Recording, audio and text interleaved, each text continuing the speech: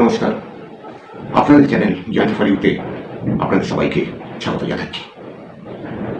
দেবগুরু বৃহস্পতি 11th March 2026-এ মার্গী হয়ে যাবেন, আর next 84 days up to 2nd June 2026 উনি মিথুন রাশিতেই মার্গী অবস্থায় ট্রানজিট করতে থাকবেন।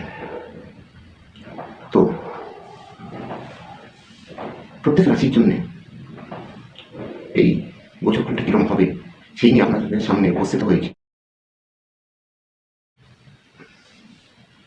মকর রাশির জাতক জাতিকাদের জন্য দেবগুরু বৃহস্পতি 6th হাউসে গোচর করছেন, মার্গী হচ্ছেন। গোচর তো করছিলেন, বকরি ছিলেন, মার্গী হচ্ছেন নিজেরই নক্ষত্র পুনর্বসু নক্ষত্রতে।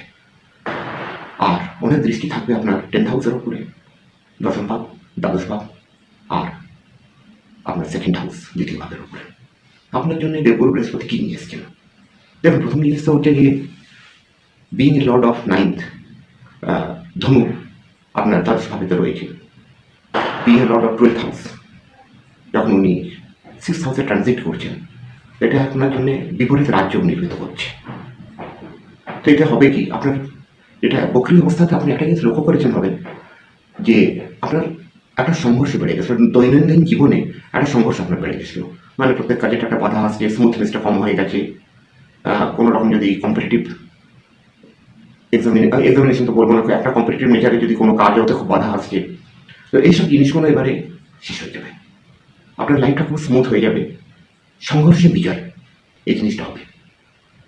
তার সঙ্গে যদি কোনো রোগ আপনার থাকে, অসুস্থতা থাকে, সেটা থেকে আপনি মুক্ত হয়ে যাবেন। যদি আপনি কোনো লোনের জন্য ট্রাই করছিলেন, তো সেটা এবার আপনার হয়ে যাবে। যে বাধাগুলো লোন নিতে আপনার আসছিল সেটা আর আসবে না। আর যদি কোনো লোন থাকে, ছোটো লোন থাকলে সেটা শেষ হয়ে যাবে, বড় লোন থাকলে ওর থেকে আপনি অনেক রাহত পেয়ে যাবেন। এই জিনিসটা হবে। শত্রু আপনার কিছু করতে পারবে না। এই সময়টা আপনি পূর্ণতয়া শত্রু বাধা মুক্ত থাকবেন। 10th হাউস এর দৃষ্টি রয়েছে, আপনার কর্মক্ষেত্রে সম্মান বাড়বে।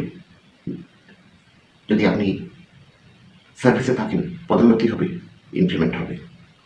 আর যদি ব্যবসায় হয়, তাহলে ব্যবসায় বৃদ্ধি হবে। হতে পারে কোনো নতুন ব্যবসা এখন শুরু করবেন, কিংবা পুরনো ব্যবসার সঙ্গে কিছু জিনিস আরও অ্যাড করে নেবেন, এই ধরনের জিনিস হতে পারে। আর আপনার যদি বিদেশ যাওয়ার জন্য ইচ্ছুক থেকে থাকেন, তো এই সময়ে সেই ইচ্ছাটা আপনার পূর্ণ হবে। যদি আপনি কোনো বিদেশের সঙ্গে সংযুক্ত হয়ে কোনো ব্যাপার করছেন, তাতে আপনার আশাতীত উন্নতি হবে। যদি কোনো এমএনসিতে আপনি চাকরি করছেন, তাতে আপনার খুব উন্নতি হবে। আপনার ব্যাংক ব্যালেন্সটা খুব বাড়বে। আপনার কুটুম্বদের সঙ্গে সম্বন্ধটা খুব ভালো হয়ে যাবে।